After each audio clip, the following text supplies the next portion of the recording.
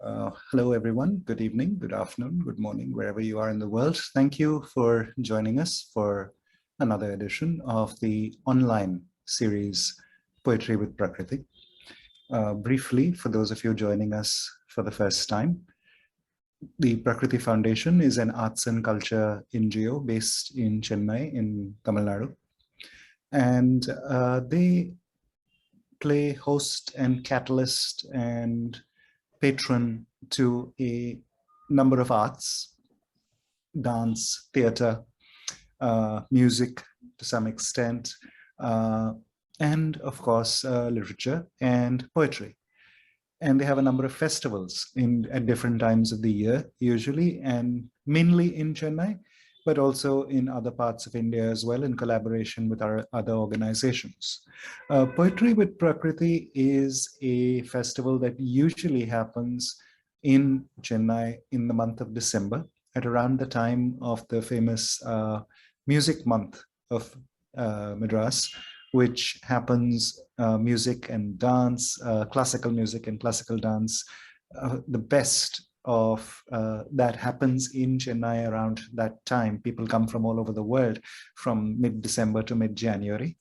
And this festival was timed around the same time as that one, so that visitors and people in the city themselves could also see that there were other arts that happened in Chennai that to a great and to a high level. And Poetry with Prakriti is an atypical poetry festival. It usually takes poets to a number of unusual locations. You would have the usual things like colleges and mini theaters and art galleries and things like that, places where you would normally encounter poetry, but also in places like bus depots and shopping malls, and as Mira was reminding us just a little while ago, a sari shop or coffee shop, street side. The whole idea being to take poetry to the people in different kinds of ways and have poets being able to interact with their audiences in different ways, aside from the usual kind of place.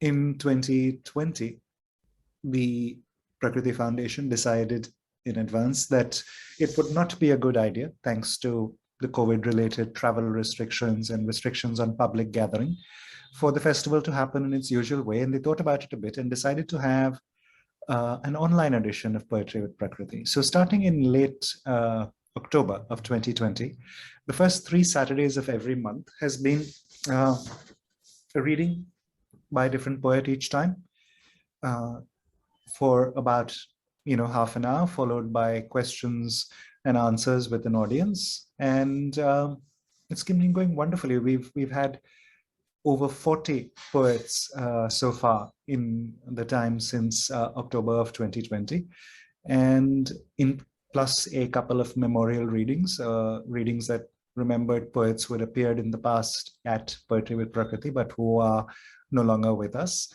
And starting this year, also featuring anthologies, a few anthologies here. There we hear from multiple poets, and one of the people who's with us today, Basudara, was with a guest in a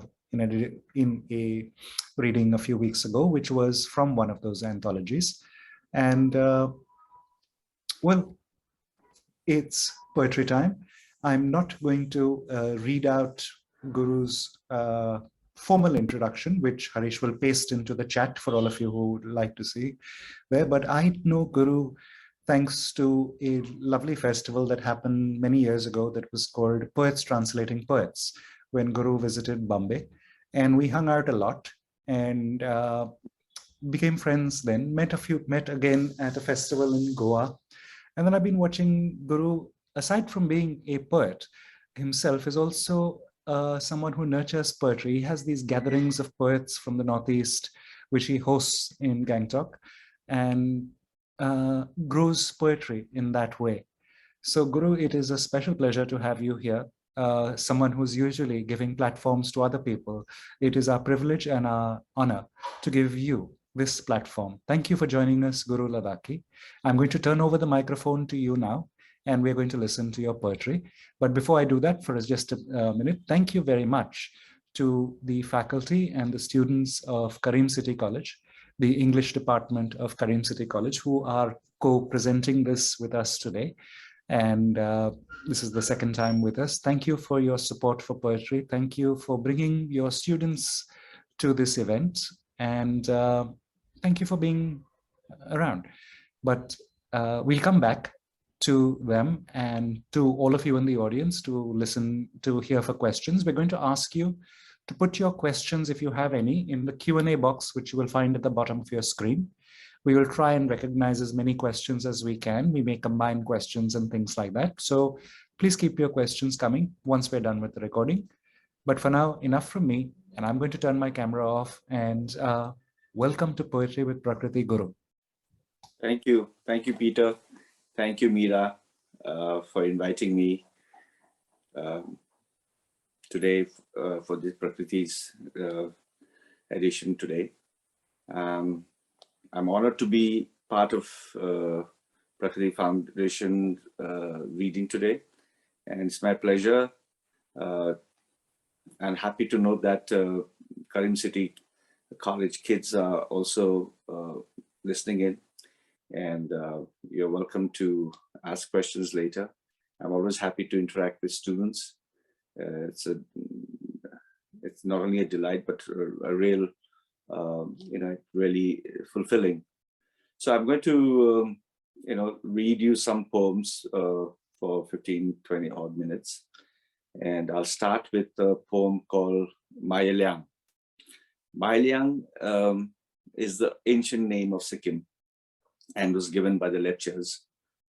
There's a story about the brotherhood of Lepchas, who were the original people of Sikkim, and the Tibetan prince who came from eastern part of Tibet, and his descendants, how they came and met the Tekontek, who was a shaman of Lepcha shaman, or shaman, as some people may like to call it. So they struck a blood brotherhood between the Lepchas and the Bhutias. And there is a place in Sikkim called Kabilonsok, where they signed this blood brotherhood treaty between them to live peacefully with each other. This poem, as I said, it's more like a prose poem called Maelyan. It literally means paradise in Lepcha language. And a lot of people may not be aware, but Sikkim was one of the last states to join India. We joined India only in 1975. Before that, we were a kingdom. So I'm going to read you this poem called Maelyan. My country of old is like the measured breath in your meditation, calm and healing. Happy are the people of Maelyan, for we smile easily and make merry. Our shivering laughter soar high over the peaks and beyond the eagle's flight to join with our ancestors, becoming a new constellation of stars. Maelyan folks do not know profit, and have always given to long hands that stretched across our valley, snapping fingers and grabbing what they want. Yet our hearts are not desolate. It is the memory in our veins, the seed in our blood, the promise of peace to men and gods alike, which makes us almost non-reactive to loud victors who arrived writing violence, shedding blood on the path, only to find their arrogance washed away in our rivers, transforming them to become in time part of this hallowed land. So go forth and learn to talk to rocks, stroke the barks of ancient trees, race the foaming streams, and behold the sacred summit to the west, and keep faith. May Kabilunchok once again bear witness to their new kinship, and let shamans propitiate the deities. Water holds no form, and the sky has neither center nor circumference. O child, do not grasp. Live lightly in this world of floating mirages. Remember, all clinging is delusional. These words of our seers and shamans have permeated every fabric of our being in this tiny piece of crested land, the proverbial hidden valley of rice for over 1,000 years, and have thus shaped our hands and hearts. Thank you. The second poem I'll read you is called Ode to a Broken Cup. Just a little background. In Japan, there is a craft known as kintsugi, in which you join old broken things. You don't discard them, you join them. And this is a particular skill unique to Japan. And in some Zen stories, you hear that some Zen masters would actually value this broken cup more than broken pots or cups, more than say perfectly, because the very premise is that in imperfection lies perfection. So I'm going to read you this. There's one word, a local word. It's called meme. It means grandfather. In many Himalayan dialects, meme means grandfather, and in Ladakhi it means grandfather, and also in many in Himachal and certain in lots of northern Nepal dialects, meme is also grandfather. So I'm going to read you. It's called Ode on a Broken Cup. It first got chipped on the lip, followed by cracks that run down, spreading inverse like translucent veins on a newborn baby. Time has widened these hairline fractures into deeper fault lines on an otherwise clear bone china. This minor forgettable accident on Meme's old bowl nevertheless freezes time and retrieves images and lines that crisscrossed his wizened face. I loved everything about that visage, his toothless smile, hollow laughter, gnarled hands, and a drooped figure forever spinning a prayer wheel. Without these first memories, my childhood would be empty and false. Beyond the binary of perfection and mediocrity, what beauty can I gather from the broken and the condemned? The ancient Japanese discovered a part of themselves in kintsugi, but I have neither the tools nor the skill. So I will keep this bowl high on an open shelf, equal among unblemished cups and plates. No longer shall I conceal or discard it, but fill it with jasmine in a bowl full of moonlight. Thank you. The third poem is called Old Darjeeling. When we were kids growing up in Gangtok,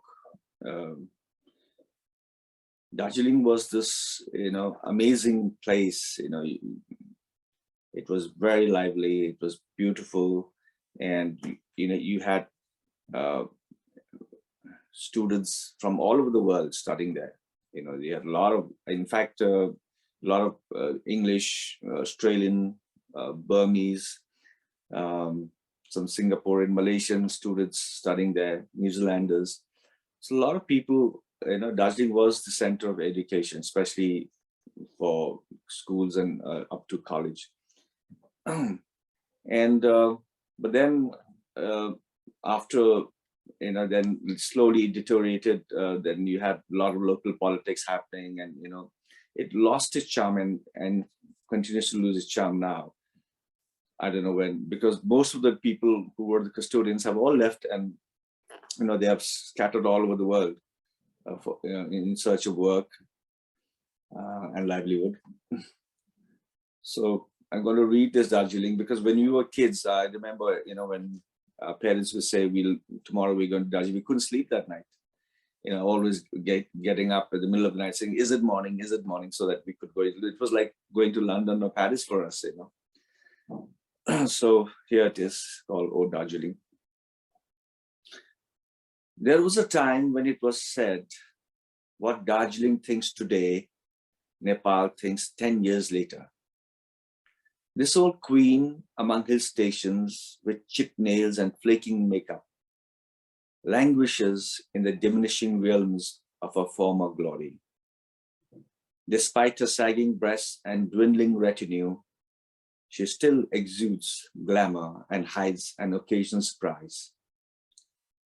In the eye of my memory, she was that shining city on the hill.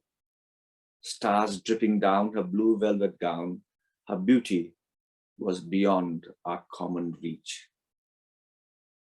Amongst the custodians of her past, you will discover that her manners remain impeccable and her traditions steeped in a colonial past. As for etiquette, she invites me for an afternoon tea and scones, and I oblige with my pinky up. Thank you.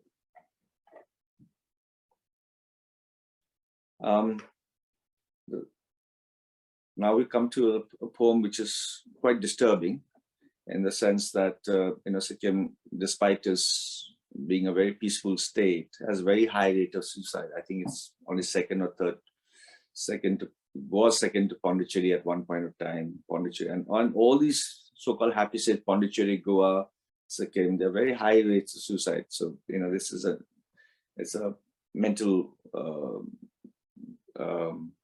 illness issue, and government and civil societies must address it. It's called an unbearable tyranny of not knowing.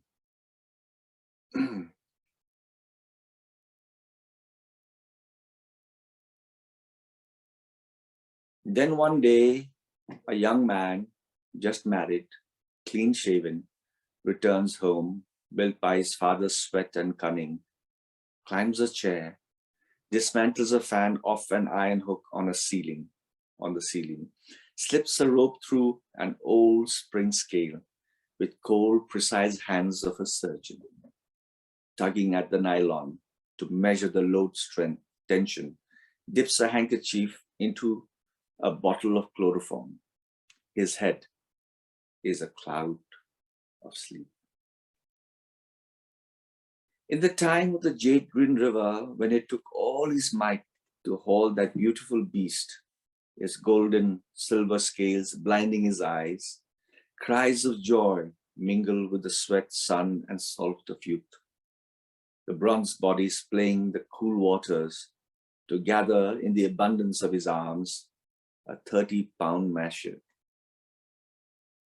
Its tail swinging and slapping wildly in the air, clinging for survival in a fleeting world, even as life ejaculates from his enormous mouth. A shard of light breaks through the window, his faint blue veins pulsating under a porcelain chin above a round gray shirt. A photo frame on the mantelpiece is turned sideways as if to avert. The three of them freeze-framed in his bulging eyes. Here now, with a broken smile, jammed fists, a half-bitten tongue that mocks you, as if to say something but won't, because you will read him wrong again. This long night, wet with the slime of fear, you try to clutch onto anything, your palms drenched from holding your face. The coming days will melt us all into islands. The unbearable tyranny of not knowing will crush your hands with roses. Nothing you hold will ever have meaning. So mark your footsteps with ash and burn all broken things. Burn them without a word. Thank you.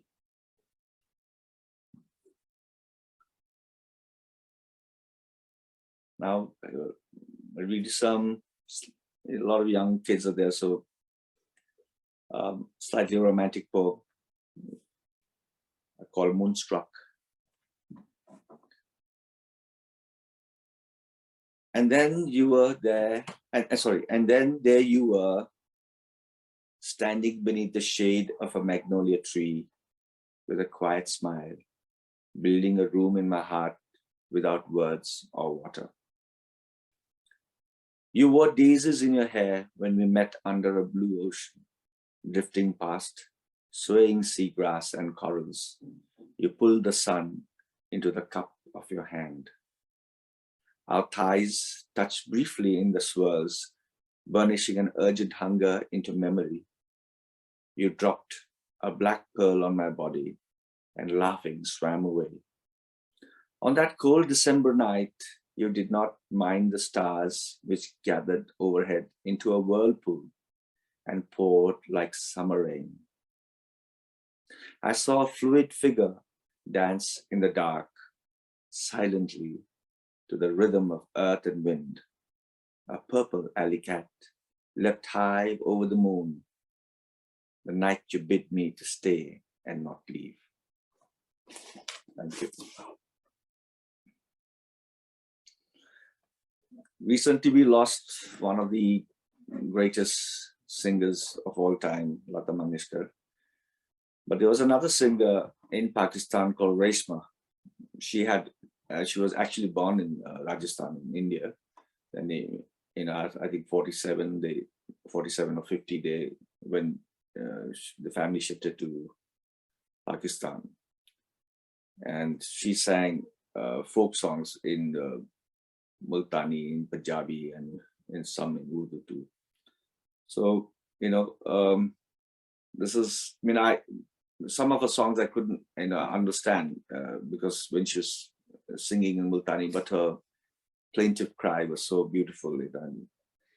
And this is a poem dedicated to her. Raysma.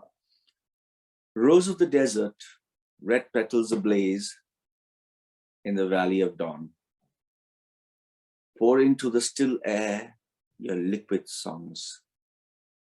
What do they tell a stranger, so far away across icy borders? Or shall I dare disregard all?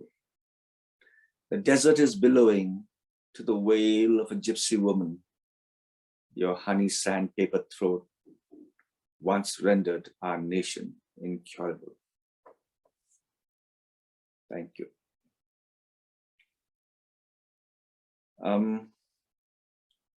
This poem is called Luna Ganga. I don't know how many of you have visited Sri Lanka. I went there in 2019, January, and they invited me to read my work at the Lit Fest. And then I happened to go and spend some time at Luna Ganga. It's the estate of the famous architect called Geoffrey Bow. He was one of the pioneers of tropical modernism.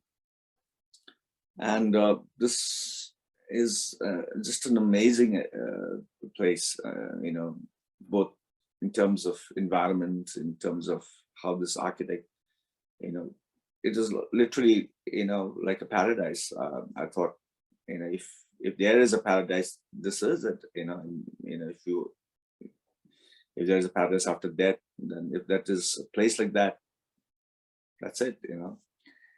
And it's all built by this architect over a long period of time, and has been preserved by the Geoffrey Bow Trust. And I'm just read you this poem. I was so touched by this place. Luna Ganga. Lunu actually means salt river, basically. Lunu Ganga means salt river. It's kind of a land in an embrace of a salt river, and a sky suspended on the low-hung wires of an afternoon. At the entrance, a Roman head withdraws, deeper among vines as if to avert all the intrusion. I tread in the spreading shade of tropical trees. Beams and pillars, woods and bricks meet formally at right angles. Frames open into frames, and an eye of an aging timber regards me with desultory glances from the past. while the terracotta tiles feel cool on the soles of my bare feet. An ancient fan squeals and shudders, struggling to rotate, and the day spills silently into the river. After tea and sandwiches, we'll get up and head towards the car. Marble statues on far pedestals recede slowly from view as we descend through a foliage-covered arch. Time is on a slow march here. It wanders about the house, dusting bookshelves and tabletops, then reclines on a couch for a siesta. I may have traveled far across the oceans and beyond the blue mountains. The road ahead is only the sound of your own footsteps, so far gone that we are once again at the beginning of new journeys. All the while, Ganga tugs me at my sleeve, and I do not know how to let her go. Thank you.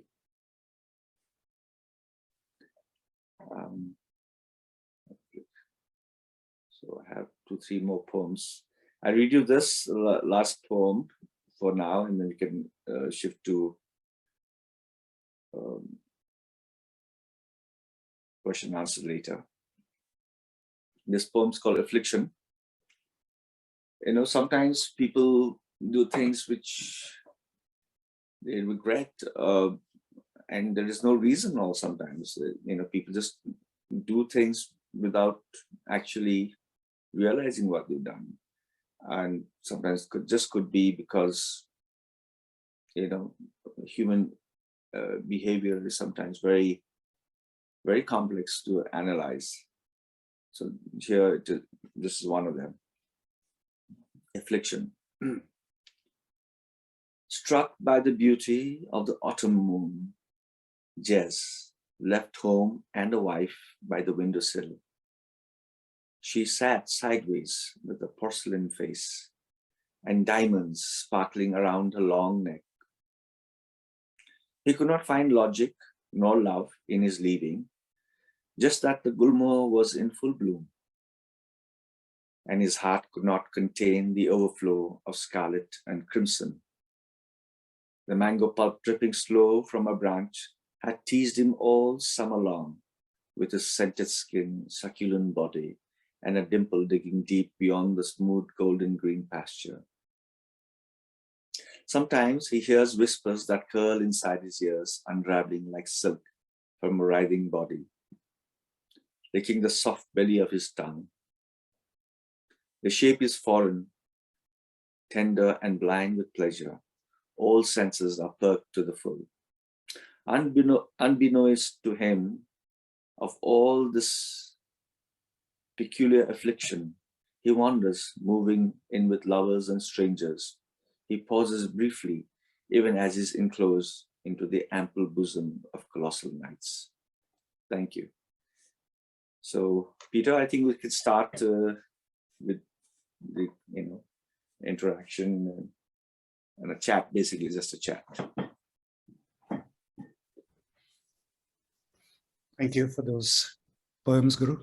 On behalf of our audience who can't be seen and heard, since I can, let me thank you both with applause as well as words. That was lovely.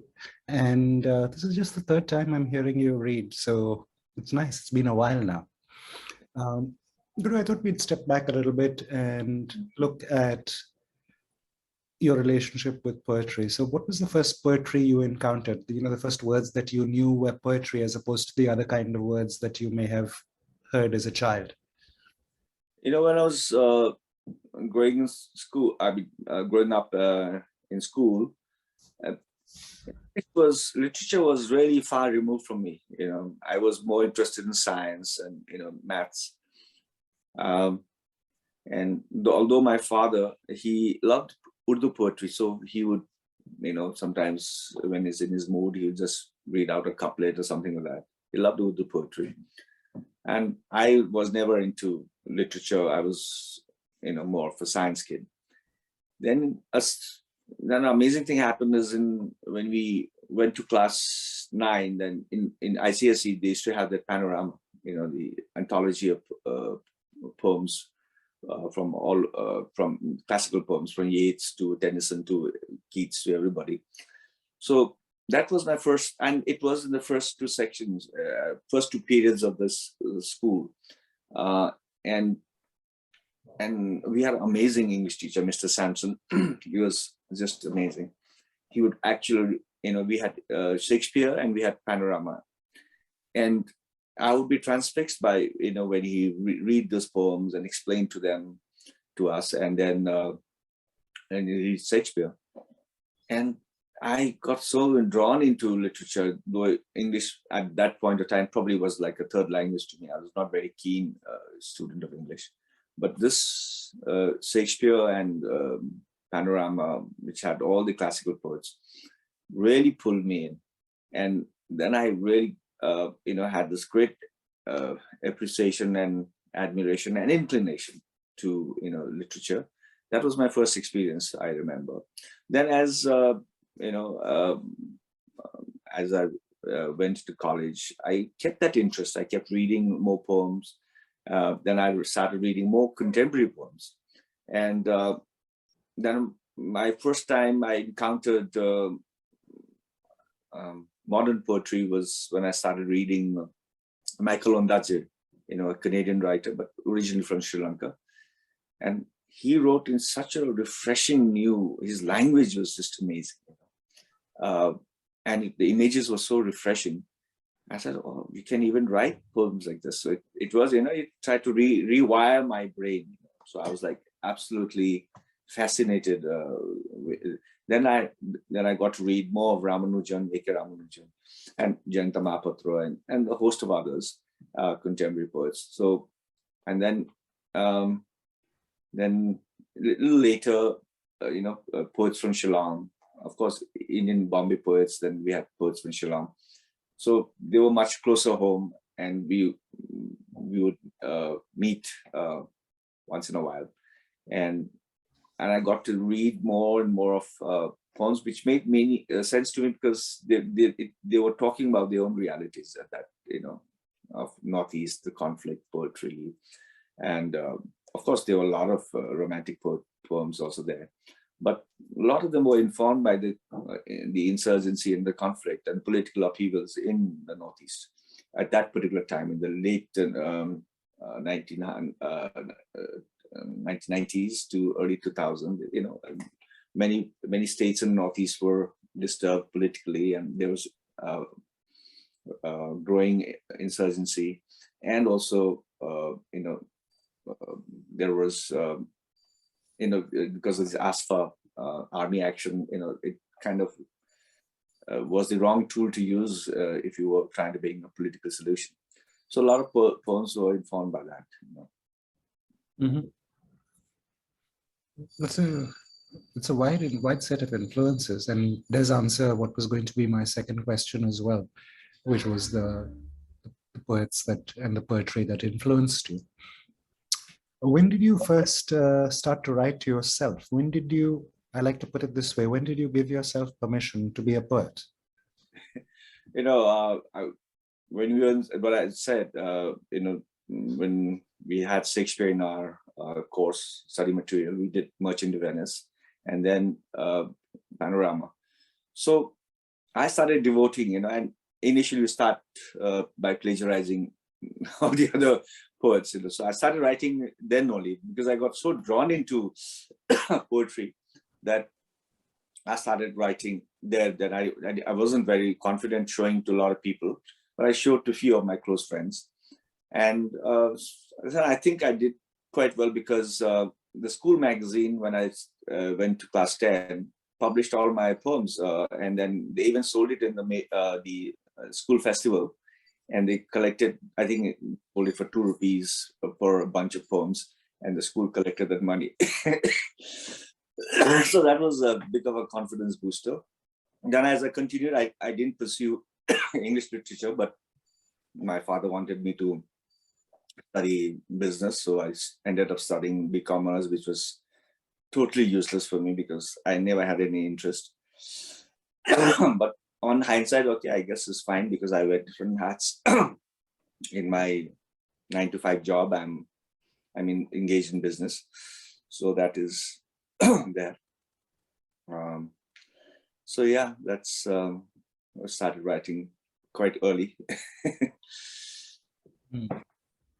It is wise of your father to want you to also study other things as well, because I don't mean that it's a bad idea to study literature, but that we all know there are very, very few people who can actually make a living from producing literature, and especially even a smaller set within those who write poetry. So yes, how is it balancing that, the day job, so to speak? You run a business, you have a lot of responsibility there, you have a family to take care of, your income is important, all of those things, right? How do you balance these aspects of your life? In this respect, I'm a little blessed because our father was quite a successful businessman, and he kind of left, there was a legacy for us to kind of jump into and just build on it, whatever he had left. So I started on that, but my heart was never in business. In the sense that I did not have that street smartness, the cunning, which is one of the skills you require as a growing businessman, which I didn't have. But luckily, my dad had provided us, so we just had to build on it, and just be a little more professional about things. And I learned on the job. Actually, I actually wanted to be an architect, or filmmaker, but both of these he reasoned, one, you can always do that later. You do business, so that's how we ended up doing this. So my publisher, when I was complaining, I never got to do what I wanted to do. He said, "Don't complain." Says, "I've never seen a poet write, who's from whose income he can afford a Range Rover." So be happy you have that business. No, I know. The founder of Prakriti Foundation, Ranveer, we talked a long time ago before we became friends. We talked as a journalist, and someone was interviewing a journalist, and pretty much the same kind of bargain with his father was, because his father said, "Try this. If you don't, that's fine, but try it." And well, Ranveer discovered that he liked business as well, and his abilities within business then enabled him to become, he hates being called a patron of the arts, but enabled him to support the arts and be able to do both, right? And you yourself have used what good fortune has given you to be a host, to be someone who nurtures poetry. You have these gatherings of poets in the Northeast, right, who come and read in Gangtok. Could you tell us a little bit about that? Way back in, as I said, mid-90s, my friend Pankaj, I used to write, and there's very little, circle of friends who kind of appreciate poetry, and there's normally you'll have people who say, "Oh yeah, he's a good poet. Don't line sunado," but don't read more than 2 lines, that kind of attitude. So I'll show a few of them who would appreciate, and they'll say, they'll say, "Okay, it's good," but they will not kind of actively give me a feedback. Then he, met his old friends who were organizing literary meets in Shillong, and he said, "You should be with them. You should be corresponding with them. You should be interacting with them.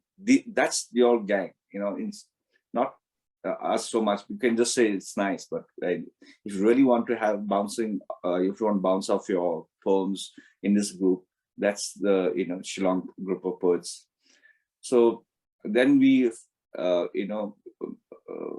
I was invited to Shillong to read some of my poems. Then we decided to have, the first kind of a mini literary meet, just the opposite of like today, most of the literary meets are huge, right? Like Jaipur Lit Fest, you have like 6, 7 halls functioning simultaneously. Our idea was to have poets and writers, meet over, winter evening, meet over a campfire and read poems to each other, and maybe have an intermission with somebody singing, playing the guitar. So that was how we envisaged. And first year, it was kind of that. And we started in 98. We had all these friends over from Shillong and a few others from Darjeeling and Kalimpong. And then it was such a nice evening, and we had that kind of stuff. Then next year it became bigger. Then third year it really became big. Then we had people from Jain, Brahmaputra and all coming, and we had poets even from Kathmandu coming. So it kind of got big. Then, funds was always a problem for literary things. So, funds kept dwindling. And so we had to cut down on a lot of the future congress. But we've been doing since 98, on and off. Not on, mostly on. I think 2 or 3 years in between we didn't do. All of us were a little busy. But even in the pandemic, we've had, except for 2020, last year we had. So this year also we plan to have. And sometimes the funds are less, we do a mini version. If funds are good, we do a slightly better, bigger version. So that's, and this always, I think what I really like about our converses, it's when poets come from different parts reading, but it is the after hours, in the evening when we sit out, go have dinner or have a cocktail or a drink together. That's where you really become frank, and and we have made such good friends with so many people, writers all across. That's where you can talk freely and much more openly, and there's this warmth. So that was the whole idea of having this converse, so that we could share beyond what is, you'll be reading your stuff, right? But beyond that, to really know the people interact, how the poets and writers interact, So, so Gangtok, since 98, because of this little effort, we've been able to have, quite consistently our converse, which is basically conversation in verse. It started as that. But later, of course, in the vernacular, there's a lot of activity and state sponsorships also there. But in the people writing in English in Sikkim is not much of kind of state sponsorship. So this year we hope to change that a bit if the pandemic kind of is coming to an end, hopefully. So we plan to tie up with the Sikkim tourism. We've been able to convince some of the senior officers and talk that this converse can be one of the tourist attraction thing for a festival. We have winter festivals, and we have so that can be one of the feature, along with this film screenings are there. So we can have a literary meet also. So that way, maybe we can garner some funds. Yeah, that would be beautiful. And I mean, we've been wanting to come to Sikkim for a very long time, and to have the additional, for Sikkim on its own. It's such a beautiful place, and we hear so much. Standing instruction, but you never utilize that. Standing invitation, not instruction. Standing invitation. Sorry. Yeah, you look. I always hear about these after the events. Okay, you haven't invited me yet, but I'll come. And I was just thinking also that there is room, perhaps, and something that we can discuss at some point with.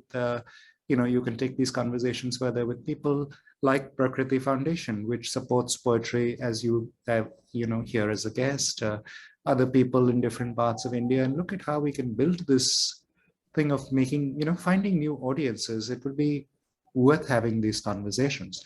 But let's stay within what we're talking about now, which is, you spoke about the Shillong group of poets, and that's another thing that I find interesting, that there is this concentration of poetry around Shillong.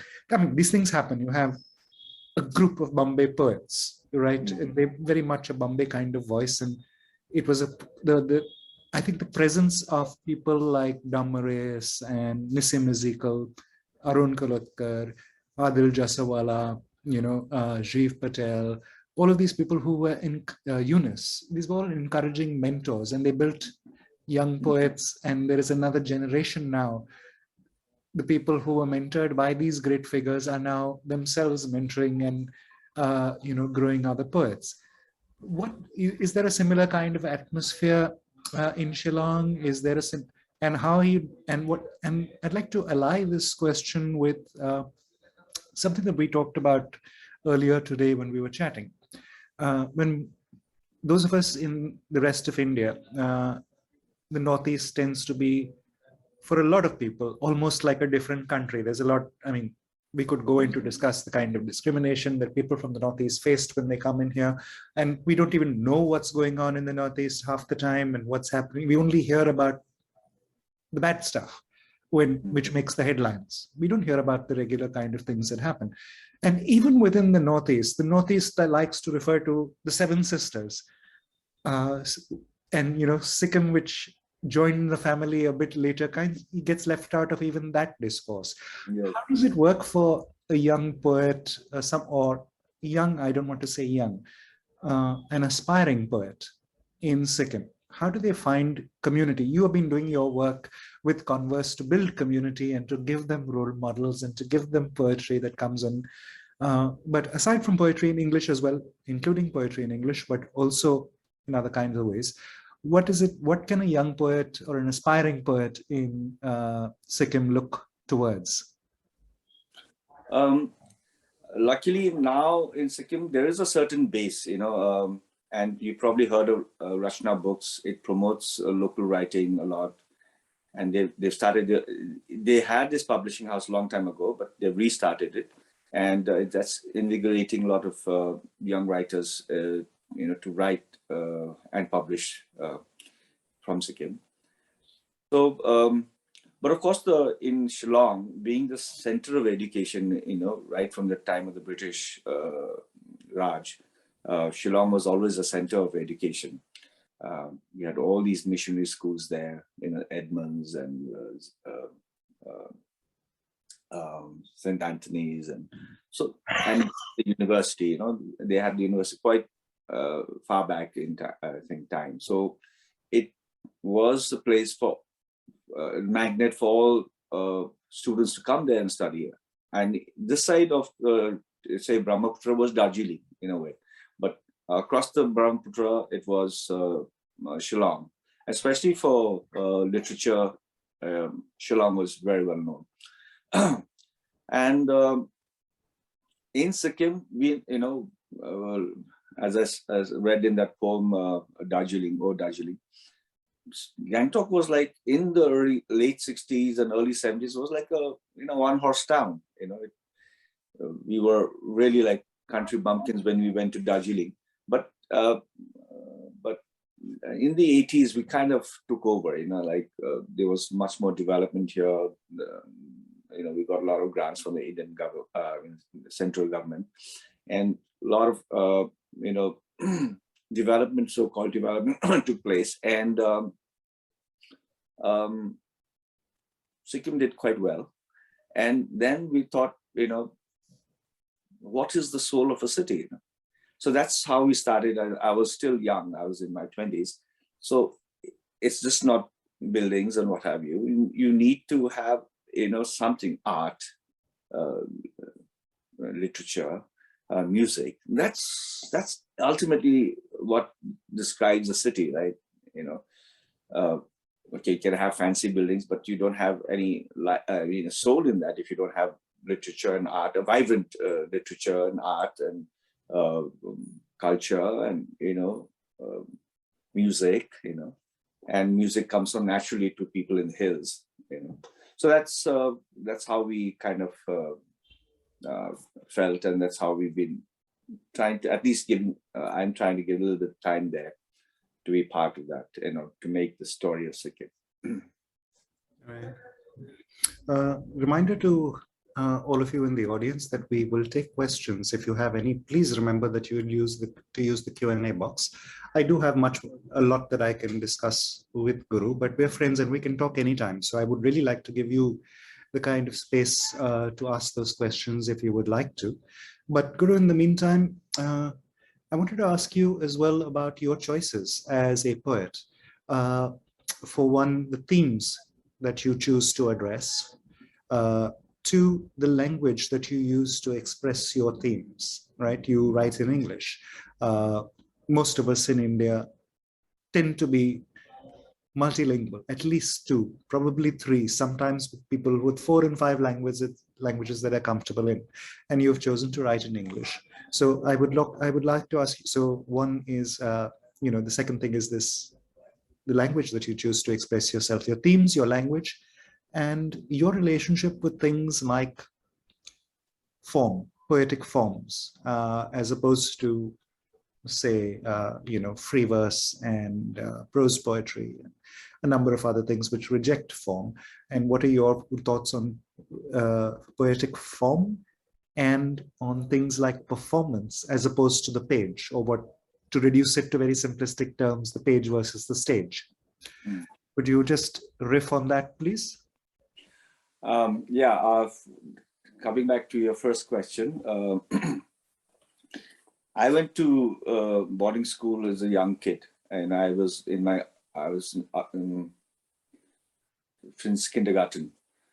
So we used to come home for just two months or barely 2 months, and I never really got to learn my mother tongue as such.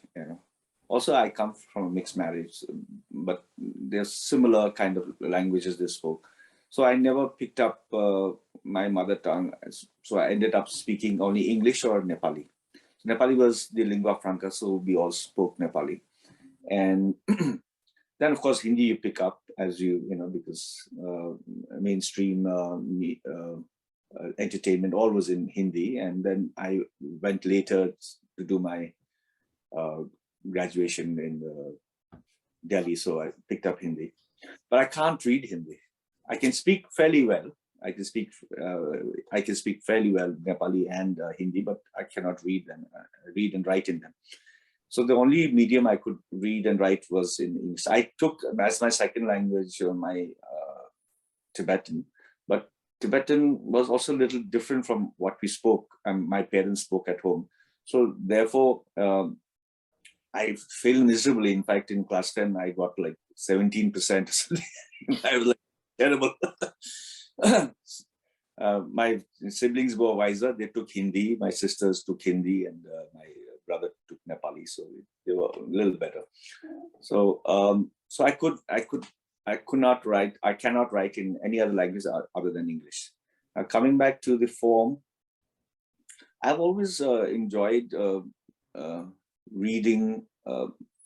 Apart from people like modern, like Ramanujan and Ondadze and others, I liked the imagery that comes in Chinese poetry. It's so rich in the poetry, and it's so gentle.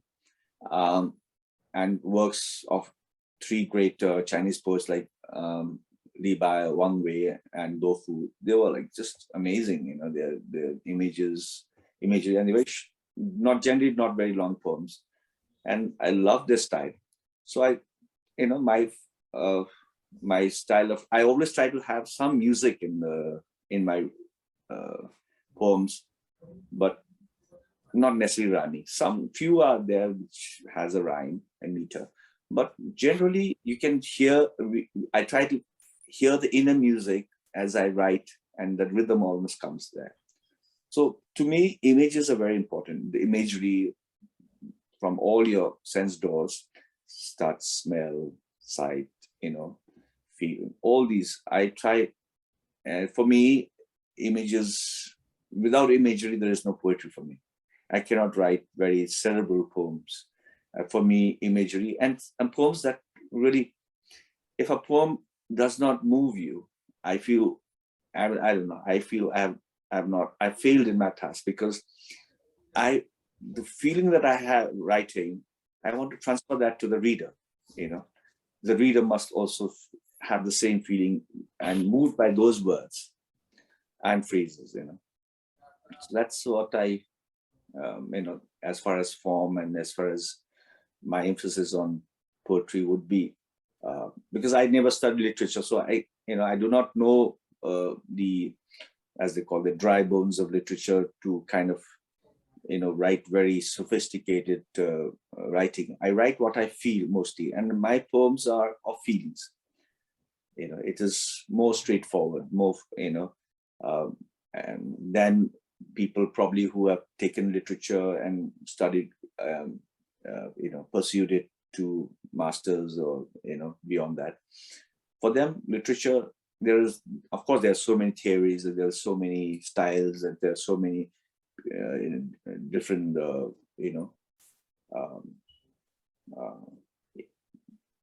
tools they use. For me, it's much more simpler. I write, and my poems need to be rich in imagery. So that's what I write about. Okay, all right. And what about performance of poetry as opposed to reading it off the page? I mean, for me, a lot of these performance poetry that has become very popular. In one way, I'm very happy because poetry is coming back, into the public domain as far as literature is concerned. But the performance poetry is performance, right? So for me, in the page, you can discern so many things that a performance poetry cannot give. Within the page, how the type appears, that also matters, and how it is arranged, so there is a certain aesthetics about reading a poem from a page in a book, as opposed to probably, just somebody performing there, and I noticed a lot of the performance poetry, at least the ones I've seen, are all a very kind of first person, and it's all about, their angst, their thing, which is fine, but, it's poetry can also be much more, and performance poetry cannot communicate those things which you can only read and appreciate in a page. Mm. So I'm going to take this one question, which was going to be my concluding question, but it's coming from the audience, so that's nice. This is from Bhaskar Bakhat, who says he's now a student of English honors. I was a science student, and suddenly I have a great interest in literature.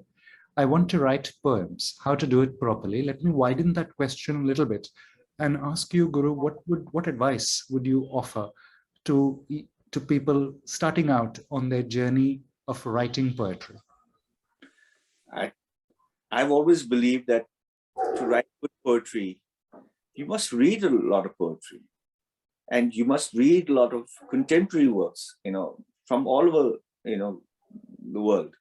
I enjoy a lot of translated works because it throws light of that particular place much more sincerely, and of that culture far more sincerely than, say, a person writing in English about that place, a person writing of Afghanistan in Afghani language, or a person writing in Syria in Arabic about their problems would be far more powerful.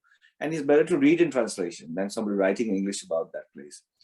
So you're a young person, the world is still your oyster.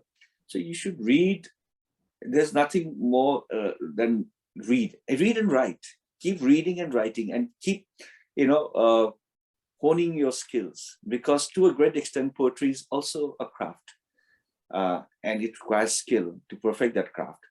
And you need to, keep honing your skills, and read more, and participate in festivals, be there, go there, interact with people. I think that will really help you.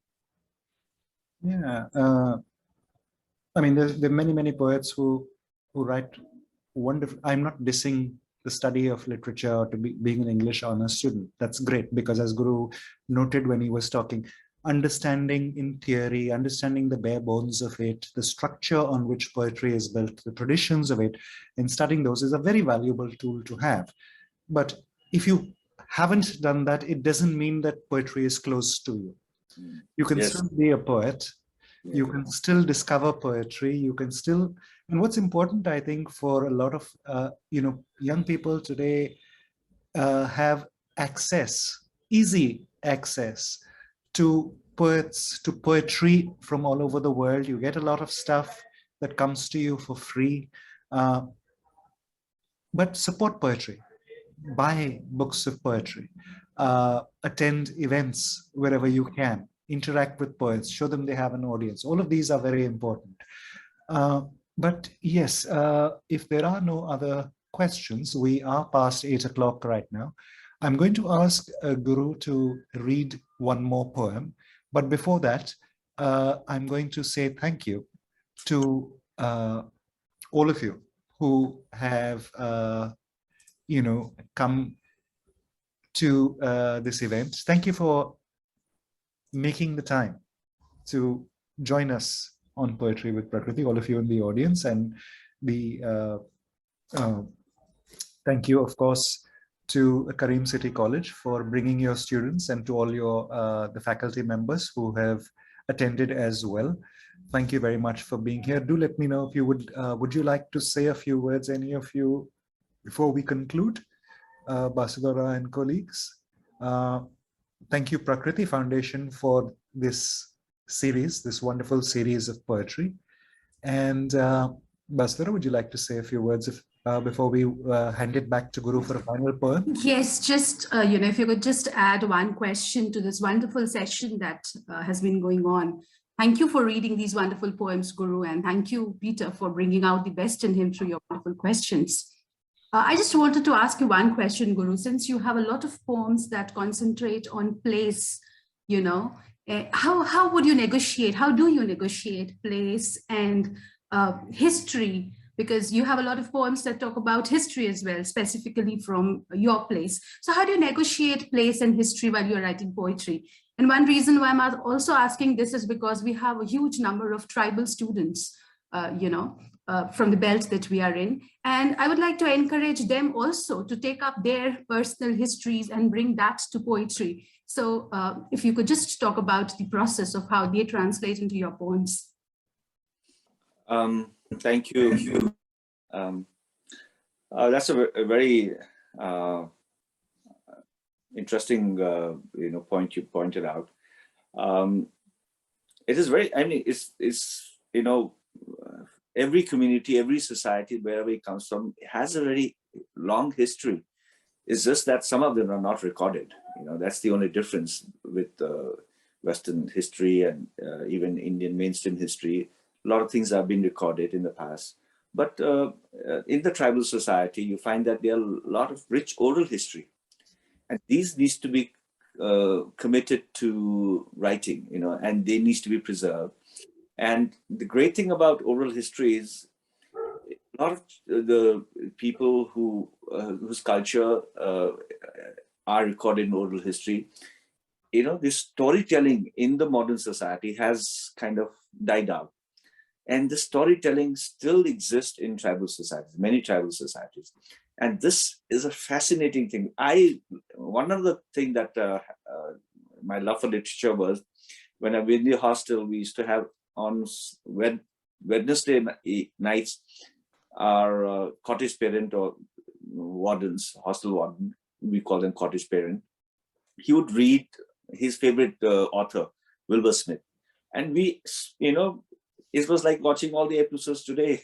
And he would tell us the story about, all the Wilbur Smith stories I've heard, Thornbird and everything. Just he would tell us stories, and he would devote about 45 minutes in that day. And we loved listening to, and they were great storytellers. And the storytelling is kind of disappearing today. And there was a second question, I forget. I said place and history. Place. Yes. So for me, place always, I don't always go to the history of the place. Like, for example, once I went to Goa, that experience, first time I went to Goa, I think the second day, 2 people drowned in the beach when we were in Goa.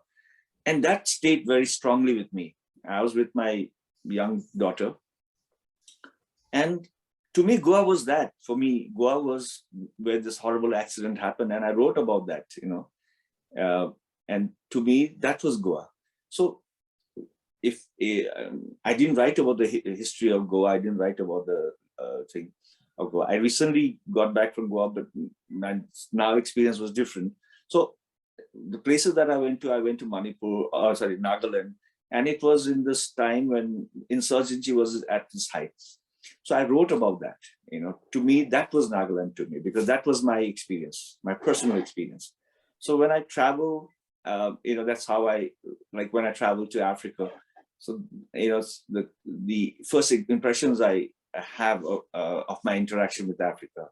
And if I can put in a little bit of, their culture, cultural history or whatever, that will come naturally. But I don't plan to write about like that. So what memories it creates in me is what I commit to writing. I hope that answers. Thank you so much. Thanks so much, Guru.